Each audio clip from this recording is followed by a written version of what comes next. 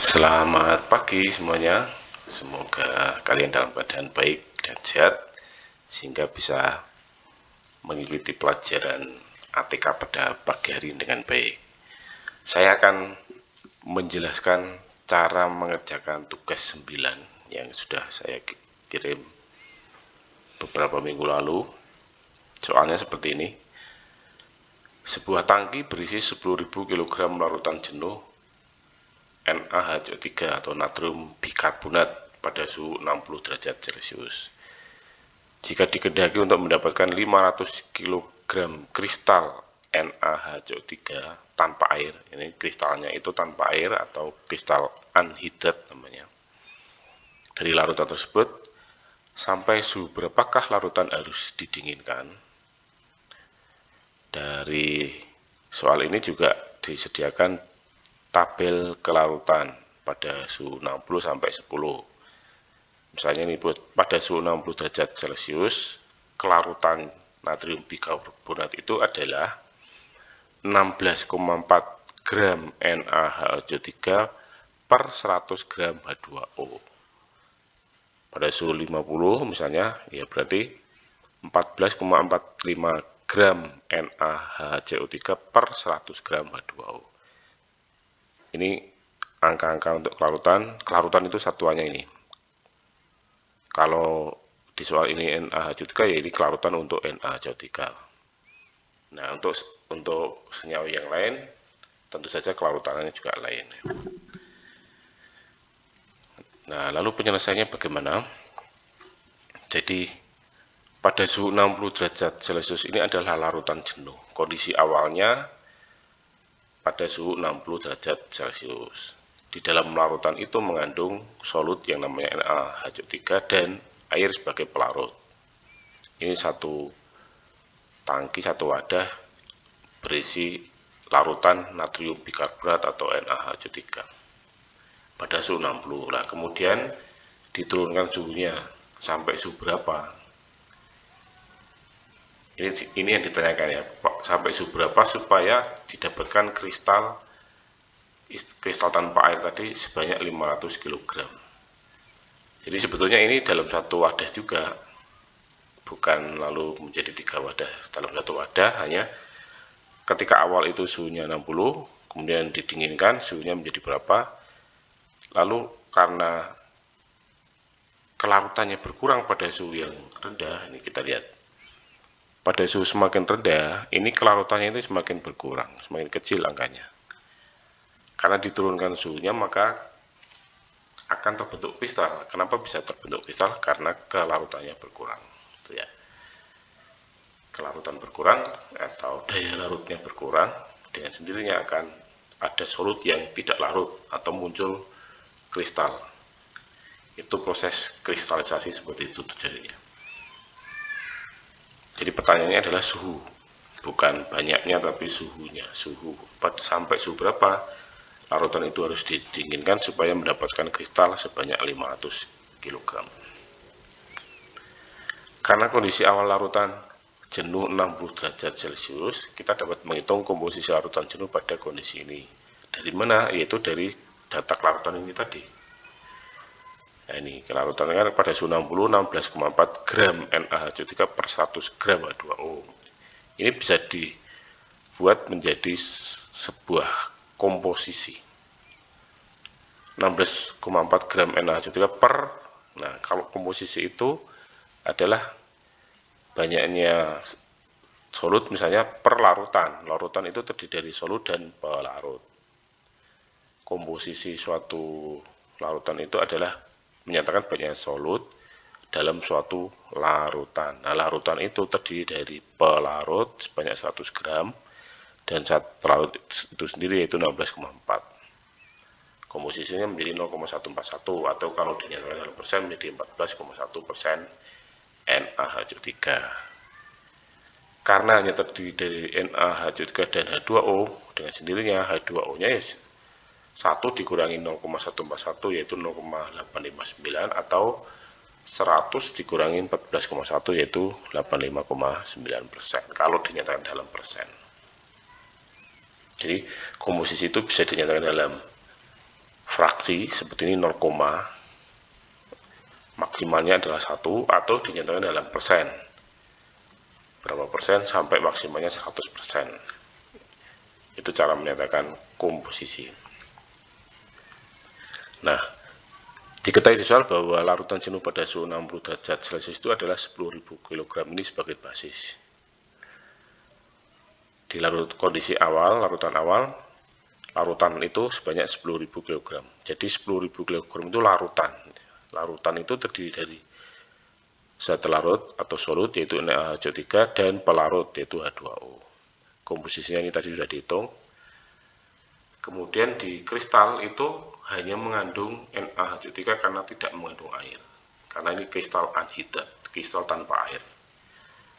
Kalau kristal hidrat itu bisa juga di dalam molekulnya itu begini, misalnya NaHCO3 titik H2O atau NaHCO3 2H2O, berarti bukan anhidrat seperti itu. Tetapi di soal ini kristalnya adalah anhidrat sehingga airnya 0, NaHCO3-nya 100% atau fraksinya 1. Yang ditanyakan yang di sini sebetulnya di larutan akhir ini. Jadi kalau larutan jenuh itu diturunkan suhunya atau didinginkan, tidak langsung menjadi padat semua atau kristal semua, tapi ada sisanya yang disebut larutan akhir di kondisi akhir. Ini masih larutan juga, tapi juga terbentuk kristal. Nah, di dalam larutan akhirnya ini NaCO3 itu berapa kilogram, H2O berapa kilogram, dan kita hitung dengan persamaan neraca bahan. Ini persamanya. Untuk NaHCO3 seperti prinsip neraca bahan itu kan masuk sama dengan keluar. Jadi ini sama dengan yang di sini, awal sama dengan akhir, atau masuk sama dengan keluar, bisa juga seperti itu. Jadi kalau untuk NaCO3 menjadi 10.000 kali komposisinya tadi sama dengan 500 kali 1 itu yang ada di sini di kristal. Kemudian M NaCO3, masa NaCO3 belum tahu, ini yang mau dihitung. Kemudian untuk yang air H2O yaitu 10.000 kali 0,859 sama dengan 0. Kenapa 0? Karena kristalnya tidak mengandung air di sini tadi. Plus MH2O. MH2O itu ada di larutan akhir di sini. Lalu kalau dihitung totalnya 10.000 sama dengan 500 plus P. P itu adalah jumlah dari massa NaCO3 dan massa H2O. Nah, dari sini kita bisa menghitung langsung sebetulnya massa NaHCO3 itu dari persamaan yang atas ini, kemudian massa H2O ya tentu saja 10.000 kali 0,859 yaitu 8.590 langsung didapatkan angkanya. Kalau ini dihitung ketemunya adalah massa NaHCO3 itu massanya adalah 910 kg. Airnya H2O-nya 8.590. Kalau ini jumlah 9.500. Jadi yang ini kalau P ini tambah ini, atau kalau dijumlah massa NaHCO3 plus massa H2O itu adalah sebanyak P nya itu 9.500. Maka kalau ini dicek kembali 9.500 ditambah 500 kan sama dengan 10.000. Jadi cocok ya. Kalau dinyatakan dalam persen ini persen, tapi ini ditanyakan sebetulnya ini tambahan. Lalu bagaimana menentukan temperatur? Supaya kita bisa tahu temperatur, kita mesti lihat ini sebetulnya. Tabel tadi, tabel kelarutan ini. Pada suhu berapa larutan itu harus didinginkan. Jadi harus lihat kelarutan, lalu melihat suhu. Lihat di sini, misalnya ketemunya 9,6, berarti suhunya 20. Atau kelarutannya ketemunya 8,15. Berarti suhunya 10, seperti itu kan. Tapi ini nanti ketemunya berapa, kita lihat ya. Nah, dari hasil perhitungan tadi, NaHCO3 adalah 910 kg dan H2O-nya 8.590. Kalau dinyatakan seperti pernyataan kelarutan, ini kan, jadi ini kilogram, langsung ini saya rubah menjadi gram semua, ini enggak masalah karena sama-sama gram dan gram. Jadi nggak perlu dipertanyakan lagi kenapa ini gram. Nah, sama saja kalau mau ditulis kilogram, ini juga kilogram juga boleh. Tapi karena kita mau mengarah ke pernyataan dari kelarutan tadi, maka dinyatakan dalam gram. Ini kita ubah dalam gram. 910 gram NaHCO3 per 8.590 gram H2O. Ini tidak sesuai dengan satuan untuk larutan yang di sini, yang di tabel ini tadi.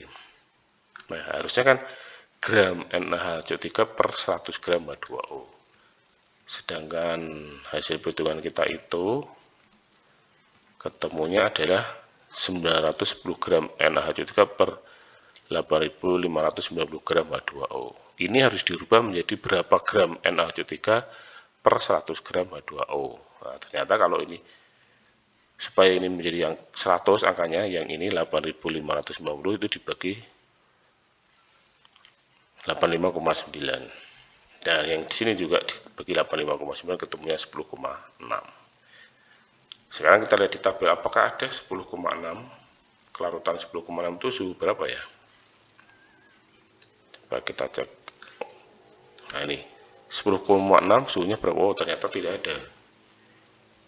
Ini adanya 11,2 langsung 9,6. Sedangkan 10,6 nya nggak ada.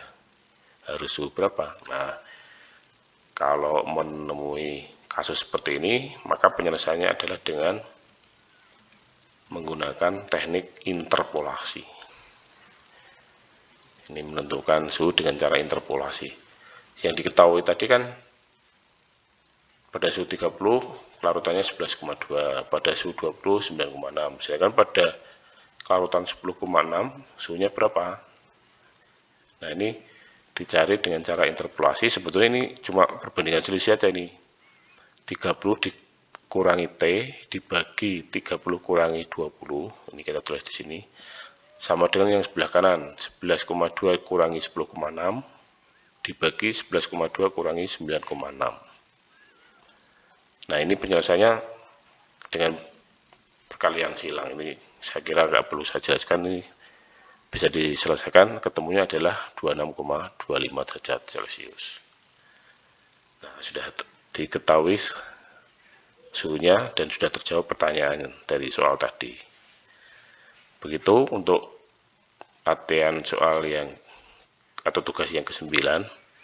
Saya siapkan tugas yang ke-10 berdasarkan data yang ada dari kelarutan NaHCO3 ini, tetap pertanyaan yang berbeda. Nanti kalian bisa lihat di soal di dalam model.